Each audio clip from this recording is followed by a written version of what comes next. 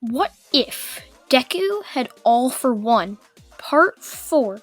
This may or may not be the last video of the series. I'm still kind of thinking of ideas on where it could go. Last time, Bakugo was hit with the choice: go back to the heroes and face backlash, or join this new group. All for One and Izuku are starting. Bakugo has not seen Izuku since middle school. And since he hasn't seen him, he doesn't really do anything. He's still kind of shocked that Izuku is this supposed powerful person.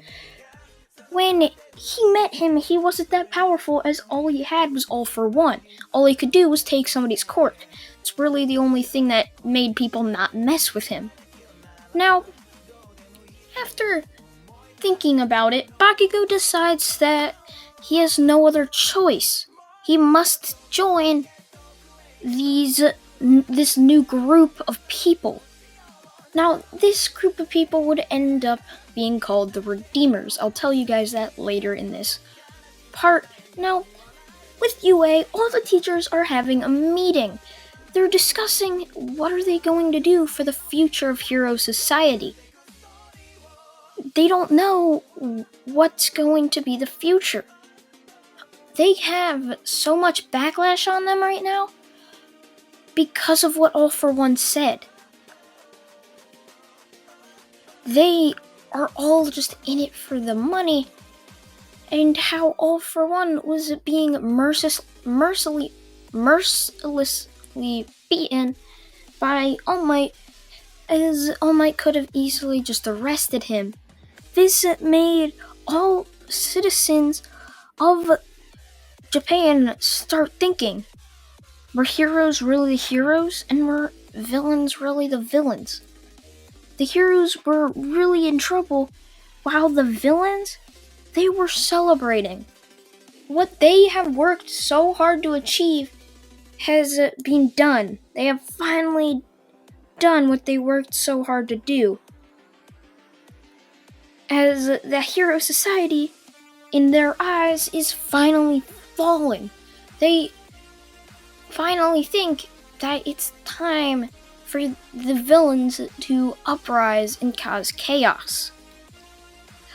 However, a new group rises that has most people agree with the beliefs of this group. They believe in the actions, and most people follow them. This group would be called the Redeemers. Two people were up at top, Izuku being the leader and Bakugo being the second leader.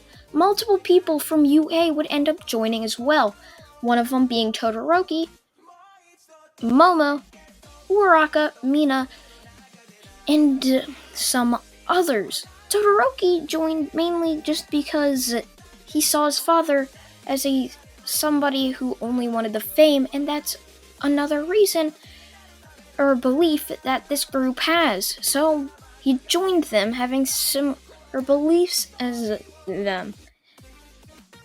So after this, the Redeemers start to easily defeat heroes and villains. Heroes not doing their job correctly, killed. Villains just doing villainous things, killed. They are merciless fighters that the people agree with. The heroes can't do anything. If the people are agreeing with this, then that means the government has to agree with it. The government can't just say, oh yeah, we're not going to allow you to do this, unless they want huge riots going on with hundreds of people dying and thousands of dollars worth of property damage. So the government is backing the claims of the people and backing the Redeemers. The government supports the Redeemers. This puts the heroes in a hole. They can't do anything. They're trapped. As the Redeemers slowly make their way up to the top, If you were in the Redeemers, you were considered an outcast. This, many of you probably know of a group that was like this. It was not a very nice group and had red in its flag. I'm not trying to say anything because that could just get me demonetized. I don't want to have to deal with that. But I think you guys know what it is.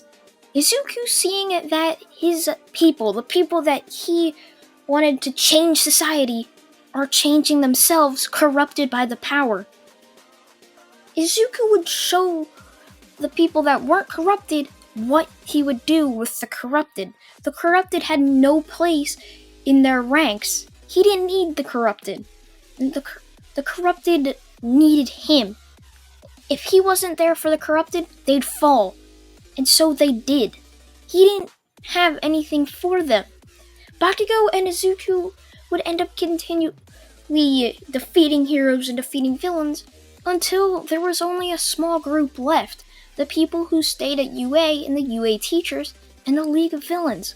They are the last group left as they have to team up to try and defeat the world.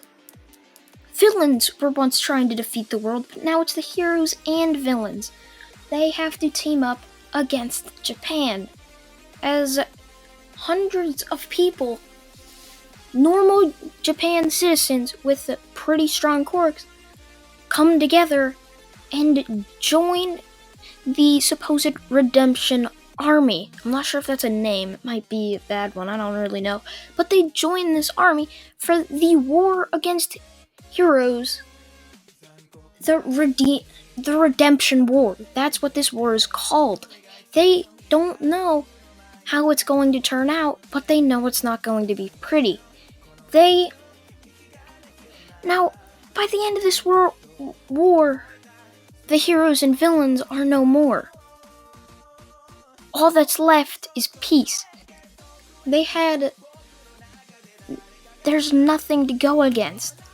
Everybody has enough money for food. There's no heroes and there's no villains. Without heroes, why would there be villains either? If there was no villains, there's no heroes. If there's no heroes, there's probably going to be no villains. Police still do their job and patrol, but it's pretty much just them walking around town, checking for somebody stupid, and if you did that, you'd just be put in jail for a couple days and see if you'd change.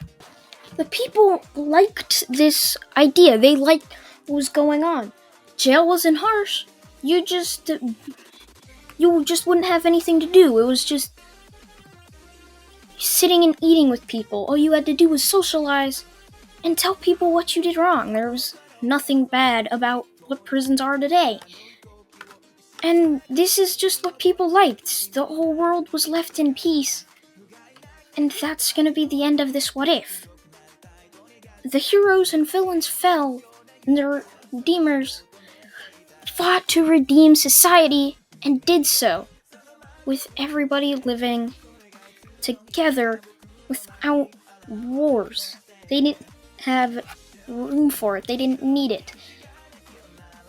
And I thank you all for watching this what if. See ya, guys. Bye.